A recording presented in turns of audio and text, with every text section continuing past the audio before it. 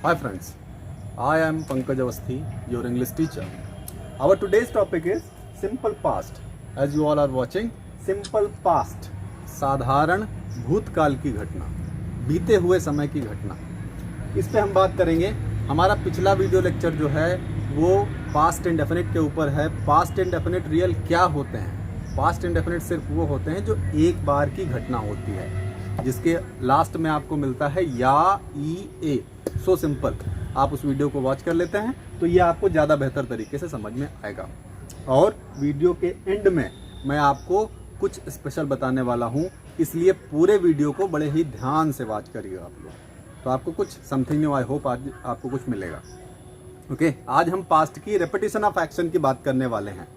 Past की घटना, बीते हुए समय की घटना जो रेपिटेशन की बात करती है। रेपिटेशन की बात कैसे करती है? जिनके लास्ट में, as you all are watching, जिसके लास्ट में आपको मिल जाए ता था, ती थी, ते थे, ता था, ती थी, ते थे। अगर सेंटेंस के लास्ट में आपको ये मिल रहा है तो सेंटेंस बोला जाएगा सिंपल पास्ट का है और रेपिटेशन ऑफ एक्शन है। घटना बार बार होती है। जैसे मैं स्कूल जाता था, मैं लखनऊ जाता था, हम लोग टीवी देखते थे, हम लोग बचपन में बड़ी शैतानी करते थे, जब मैं बच्चा था तो मैं क्रिकेट खेलता था। इस टाइप से ता था, ती थी, ते थे जो वाक्य होते हैं, ये रेपिटेशन ऑफ एक्शन की बात करते हैं। ये एक घटना के, क्रिया के, वर्ब के बार बार होने की बात करते हैं। मैं स्कूल जाता था, जाता था का मतलब किसी एक दिन थोड़ी स्कूल गया था, बार बार जाता था, रोज जाता था।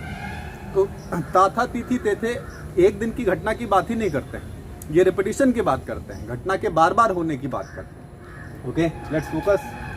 Simple past, repetition in past. Past के टाइम में, बीते हुए समय में रेपिटेशन की बात करेगा, घटना के बार बार होने की बात करेगा। सेंटेंस के लास्ट में आपको मिलेगा ता था, ती थी, ते थे। मोस्टली ये देखा गया है कि कई सारे बच्चे या टीचर्स भी ता था, ती थी, ते थे को पास्ट का इंडेफिनिट मानते हैं, लेकिन ये पास्ट इंडेफिनिट नहीं होता है। पास्ट इंडेफिनिट ये बिल्कुल भी नहीं है। ये सिंपल पास्ट की घटनाएं हैं जिसमें रेपिटेशन पाया जाता है, इसमें बारंबारता पाई जाती है, घटना का बार बार होना पाया जाता है, और ये उसका आइडेंटिफिकेशन है, ये उसकी पहचान है, ये मिलेगा। यहाँ पे ट्रांसलेशन दो तरीके से किया जाता है। देयर आर टू वेज, दो तरीके हैं। पहला तरीका तो ये है कि हम यूज्ड टू लगा के ट्रांसलेशन करते हैं। यूज्ड टू जो मॉडल है, यूज्ड टू या फिर वुड लगा के ट्रांसलेशन किया जाता है। यूज्ड टू लगा के V1 लगा दीजिए वर्ब की फर्स्ट कैटेगरी, तो ता था का सेंस बनता है, या फिर वुड लगा के V1 लगा दीजिए तो फिर भी ता था, ती थी, ते थे का सेंस बनता है। कैसे? एग्जाम्पल से चीजें और भी क्लियर होने वाली हैं। सीक्वेंस पे माइंड करें। सीक्वेंस क्या होगा पॉजिटिव सेंटेंस का?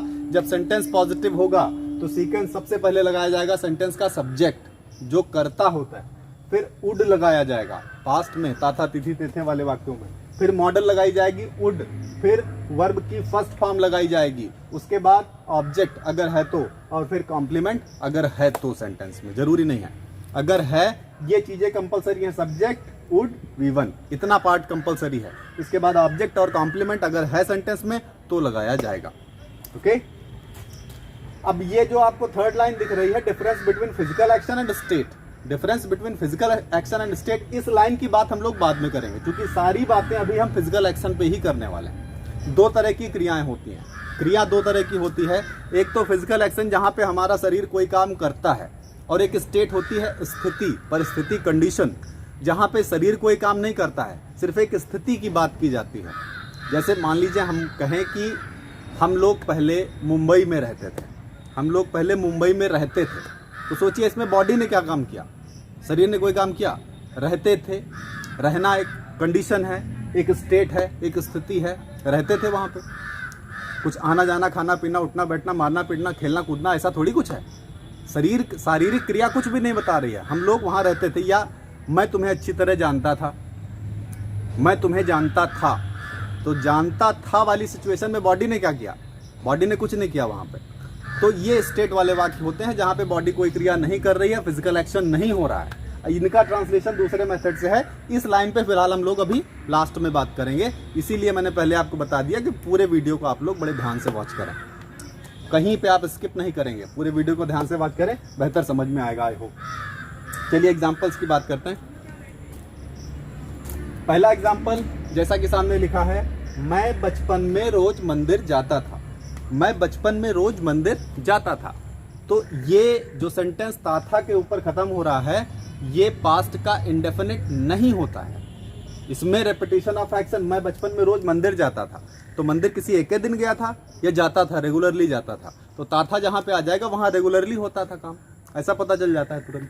तो रेगुलर जब रेपिटेशन एक्शन होता है, एक्शन बार बार होता है, रिपीट होता है बार बार, तो फिर उसको सिंपल पास्ट बोलते हैं और वहाँ पे वुड लगा के ट्रांसलेशन करते हैं। इसका ट्रांसलेशन कैसे होगा? सबसे पहले सब्जेक्ट लिखा जाएगा आई, मैं बचपन में रोज मंदिर जाता था। आई के तुरंत बाद, सब्जेक्ट के तुरंत बाद लगाइए वुड, आई वुड, फिर वर्ब की first form I would go, मैं जाता था, आई वुड गो, मैं जाता था, कहाँ जाता था? I would go to the temple, to the temple.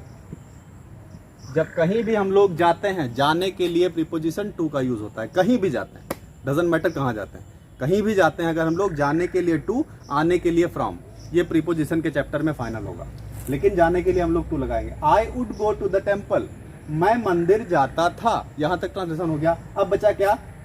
बचपन में, तो in the childhood, in the childhood.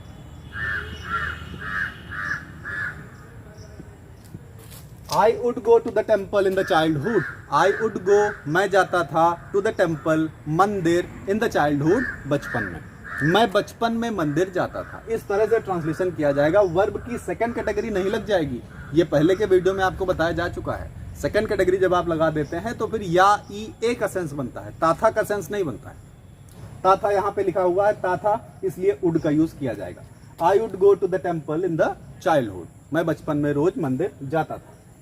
रोज के लिए डेली लास्ट में, सॉरी डेली लगा दीजिए, childhood daily. Okay, let's focus on the second example. जब मैं कक्षा 12 में था, जब मैं कक्षा 12 में था तो मैं अपना होमवर्क रोज करता था। जब मैं कक्षा 12 में था, सोचिए जरा सा, जोर डालिए दिमाग पे, जब मैं कक्षा 12 में था, आज की बात नहीं है, पहले के टाइम में, जब मैं कक्षा 12 में था तो मैं रोज होमवर्क करता था।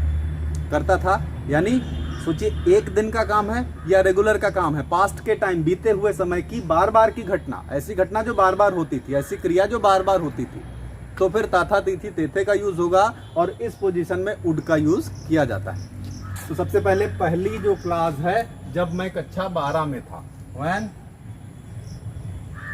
I was in class 12, When I was in class 12, तो के कोई इंग्लिश होती नहीं है, तो के लिए जो हिंदी वर्ड होता है तो के लिए ऑलवेज आप इंग्लिश में कामा लगाते हैं। तो के लिए आप लोगों को कामा यूज करना है। When I was in class 12, तो मैं अपना होमवर्क रोज करता था, तो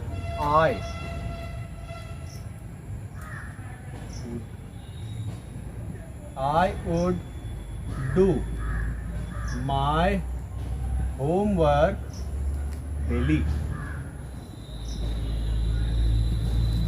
When I was in class 12th, I would do my homework daily. तो मैं रोज अपना होमवर्क करता था। इस तरह से वुड का यूज होता है। पहली कंडीशन वुड की है। वुड के यूज बहुत सारे हैं, वुड का कोई एक ही यूज नहीं है। वुड के यूज कम से कम 8 तरह के यूज, 8 तरह के यूज हम आपको बताएंगे आने वाले लेक्चर्स में, आने वाले वीडियो में आपको वुड के सभी यूजों के बारे में बताएंगे, कितने यूजेस होते हैं। लेकिन अभी इसका पहले यूज पे आप लोग फोकस करिए। वुड का पहला यूज क्या है? वुड का पहला यूज है पास्ट का रेपिटेशन। पास्ट में जो घटना बार बार होती है, ताथा तीथी तेथे पाया जाता है, ऐसी पोजीशन में वुड के साथ वर्ब की फर्स्ट फॉर्म का यूज किया जाता है। Okay, When I was in class 12, I would do my homework daily. जब मैं कक्षा 12 में था तो मैं अपना होमवर्क रोज करता था। ये तो पहला यूज हो गया।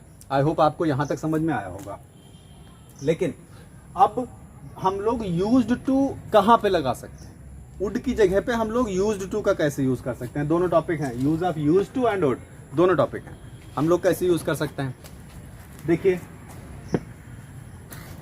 अभी तो ये लाइन ट्रांसलेशन था, अभी जितना आपको बताया गया ये लाइन वाइज ट्रांसलेशन था। जब कभी आपको कोई पैराग्राफ मिल जाए, पैराग्राफ ट्रांसलेशन हो, या कई सारी लाइनें एक ही कॉन्टेक्स्ट में लिखी हों, कई सारी लाइनें एक कॉन्टेक्स्ट में, एक ही संदर्भ में लिखी गई हो, एक ही प्रसंग के माध्यम से लिखी गई हो, तो फिर उस जगह पे आप जो पहला सेंटेंस होगा, ताथा वाला जो पहला सेंटेंस आता है, पूरे पैराग्राफ का, उसका ट्रांसलेशन केवल और केवल यूज्ड टू के साथ किया जाता है, और उस पर डिपेंडेंट जितने भी सेंटेंसेस आएंगे आगे, उन सभी सेंटेंसेस का ट्रांसलेशन वुड के साथ V1 लगा के होगा। ये दोनों के बीच का चेंज है, दोनों के बीच का अंतर है। सो सिंपल, अभी आप लोग देखेंगे बड़ी ही इजीली, बड़ी ही आसानी से आपको समझ में आ जाएगा। मैं बचपन में रोज मंदिर जाता था। मान लीजिए इसी कॉन्टेक्स्ट में मैं दूसरा सेंटेंस लेता हूं, इसी संदर्भ में दूसरा सेंटेंस लेता हूं।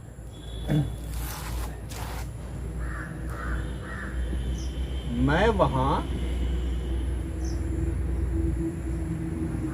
पूजा करता था। मैं बचपन में रोज मंदिर जाता था, मैं वहां पूजा करता था।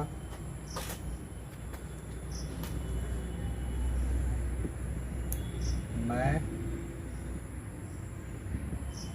सुबह 9 बजे वहां से वापस आता था।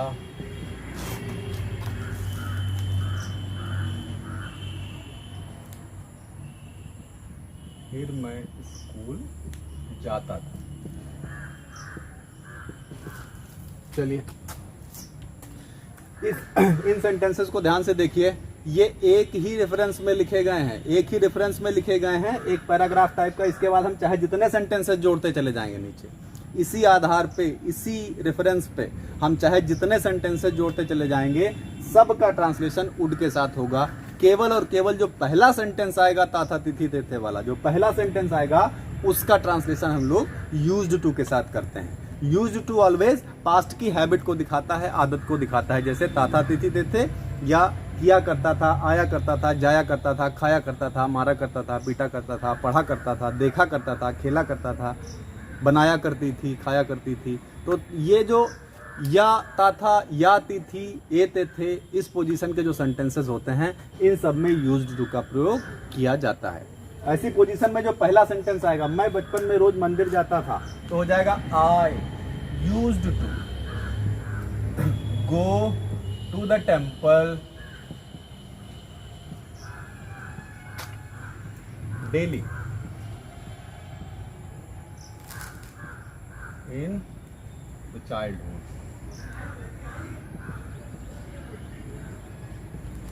इस पोजीशन का पहला सेंटेंस आएगा। यहां पर हम लोग वुड का यूज अभी नहीं कर सकते। क्यों? अगर लाइन ट्रांसलेशन है तो आप वुड का यूज कर सकते हैं लाइन ट्रांसलेशन में, लेकिन जब पैराग्राफ ट्रांसलेशन आएगा, पैराग्राफ ट्रांसलेशन में कई सारे सेंटेंसेस हैं ताथा तिथि तेथे वाले, तो जो पहला सेंटेंस होगा केवल, ध्यान से सुनिएगा, जो पहला सेंटेंस होगा केवल उसका ट्रांसलेशन यूज्ड टू के साथ किया जाएगा, बाकी का नहीं किया जाएगा।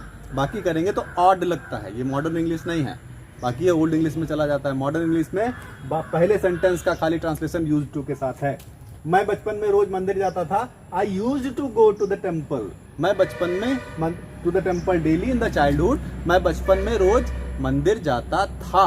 अभी बना इसका, जाता था या जाया करता था, दोनों सेंस बनेंगे हिंदी में, जाता था या जाया करता था। तो दोनों में हिंदी में कुछ सेंस का अंतर नहीं है बिल्कुल। मैं बचपन में रोज मंदिर जाता था, एक बार ये कहा जाए, एक बार कहा जाए मैं बचपन में रोज मंदिर जाया करता था।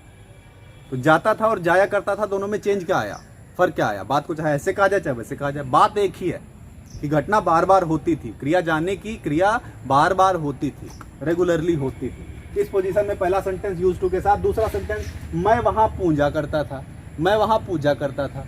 दूसरा सेंटेंस भी ताथा के साथ है, लेकिन पहला नहीं है। पहले सेंटेंस में यूज टू कर दिया, दूसरे सेंटेंस में हमें यूज टू का यूज नहीं करना है। अब हम वुड लगाएंगे दूसरे सेंटेंस में, फिर लगेंगे I would pray there, I would pray there. अभी आई वुड प्रे देयर, मैं वहां पूजा करता था। I used to pray there नहीं कह सकते हम, I used to pray there गलत हो जाएगा सेंटेंस, क्योंकि ये सेकंड सेंटेंस है हमारे पैराग्राफ का, पहला नहीं है। पहला सेंटेंस जो ताथा के साथ है, ताथा तिथि तेथे, वो ये है, उसके साथ हमने यूज टू लगा दिया है। यहाँ पे वुड नहीं लगा सकते, पहले सेंटेंस में यूज टू लगाएंगे। दूसरे सेंटेंस में, तीसरे सेंटेंस में, चौथे सेंटेंस में जितने भी सेंटेंसेज आएंगे नीचे बेस करके, उन सभी सेंटेंसेज में अब हमें वुड ही लगाना है और कुछ भी नहीं लगाना है। ऐसा स्पीकिंग के साथ भी है, राइटिंग के साथ भी है, दोनों जगह पे इसी तरह से बोला जाता है, इसी तरह से लिखा जाता है। आई वुड प्रे देयर, मैं वहां पूजा करता था। मैं सुबह 9 बजे वहां से वापस आता था। तीसरा सेंटेंस, मैं सुबह 9 बजे वहां से वापस आता था। तो I would return from there, I would return from there, मैं वहां से वापस आता था सुबह 9 बजे एट 9 AM। आप चाहे एट 9 AM लिख दीजिए या फिर आप लिख दीजिए एट 9 o'clock या फिर लिख दीजिए at 9 in the morning। At 9 in the morning, AM का मतलब सुबह के ही 9 है, ये हमको AM से पता चल पा रहा है। चाहे आप इन द मॉर्निंग लिख दीजिए, चाहे आप AM लिख दीजिए, बात सेम है, यहाँ पे कोई चेंज नहीं आता है। इन द मॉर्निंग भी लिख सकते हैं और AM भी लिख सकते हैं। सुबह जो दोपहर के 12 बजते हैं, 12 बजे से पहले AM होता है, 12 बजे के बाद PM हो जाता है। Okay, I would return from there at 9 AM, मैं वहां से 9 बजे वापस आता था। फिर मैं स्कूल जाता था। फिर यहाँ पे आप देन जोड़ लीजिए, देन, क्योंकि यहाँ पे जो कंजंक्शन लगा हुआ है फिर, दो सेंटेंसेस को जोड़ रहा है, फिर के लिए हमने देन लगा दिया। मैं स्कूल जाता था, ये चौथा सेंटेंस है हमारे पैराग्राफ का। फिर मैं स्कूल जाता था, चौथा सेंटेंस है। अभी आपको पहले बताया जा चुका है, हम लोग यूज टू का यूज नहीं कर सकते हैं, अब हम लोग वुड का ही यूज करेंगे जितने भी सेंटेंस आए नीचे। मैं स्कूल जाता था, then I would go to the school, go to the school, then I would go to the school, फिर मैं स्कूल जाता था। इस तरह से फिर से हमें वुड का ही यूज करना है। तो जितने भी सेंटेंस हम आगे नीचे जोड़ते चले जाएंगे, ताथा तीथी तेथे वाले जितने भी सेंटेंसेस हम लोग नीचे जोड़ते चले जाएंगे, सब का ट्रांसलेशन हमें वुड लगाकर ही करना है। तो फ्रेंड्स, हमें एक बात समझ में आई कि पहला जो सेंटेंस बनेगा ताथा के साथ, उसमें हमें यूज टू लगाना है। डिपेंडेंट जितने भी सेंटेंसेस आएंगे ताथा तिथि के साथ, एक ही रेफरेंस में, एक पैराग्राफ में जितने भी सेंटेंसेस लिखे हैं, सबका ट्रांसलेशन हमें वुड के साथ V1 लगा के करना है। फिर हमें यूज टू का प्रयोग नहीं करना है, और पहले सेंटेंस में हमें वुड का प्रयोग नहीं करना है, पहले सेंटेंस में हमें यूज टू लगाना है। ओके, आई होप कि ये कॉन्सेप्ट आपको समझ में आया होगा। अब जो इसकी तीसरी लाइन आती है, difference between physical state and physical action and state. जो शारीरिक क्रिया होती है, ऐसी क्रिया जहां पे शरीर कोई काम करता है, जैसे आना जाना, शरीर का मतलब बॉडी, जो फिजिकल बॉडी हमारी है, बाहर के अंग जो काम करते हैं वो फिजिकल एक्शन बनता है। और स्टेट होती है स्थिति, जब हम किसी स्थिति की बात करते हैं, जैसे खाना पीना, उठना बैठना, मारना पीटना, आना जाना, ये सब फिजिकल एक्शन है। और समझना, सोचना, रहना, ये पोजीशन में सपने देखना, ये सब स्टेट वाली कंडीशन होती है। तो स्टेट वाली कंडीशन का ट्रांसलेशन अलग है, फिजिकल एक्शन का ट्रांसलेशन अलग है। इस टॉपिक पे एक सेपरेट वीडियो लेक्चर आपको इसके बाद दिया जाएगा। इस टॉपिक पे difference between physical action and state, इस टॉपिक पे सेपरेट वीडियो कल की डेट में आपको बना के पोस्ट कर दिया जाएगा। आज का टॉपिक सिर्फ हमारा वुड का है, difference between would and used to. कब हमें यूज्ड टू लगाना है, कब हमें वुड लगाना है। वर्ब की सेकंड कैटेगरी हमको नहीं लगानी है। ताथा वाले सेंटेंसेस में वर्ब की सेकंड कैटेगरी नहीं लगानी है। हमें यूज्ड टू के साथ भी फर्स्ट लगाना है, वुड के साथ भी फर्स्ट लगाना है। दोनों ये मॉडल होते हैं, हेल्पिंग वर्ब नहीं होते हैं, इनको मॉडल कहा जाता है। और यूज्ड टू का प्रयोग पहले सेंटेंस में, बाकी सभी सेंटेंसेस में वुड का प्रयोग किया जाता है फ्रेंड्स। तो आपको ये टॉपिक जरूर क्लियर हो गया होगा, आई होप। और ये जो फिजिकल एक्शन और स्टेट वाली पोजीशन है, इसको हम नेक्स्ट वीडियो लेक्चर में कवर करेंगे।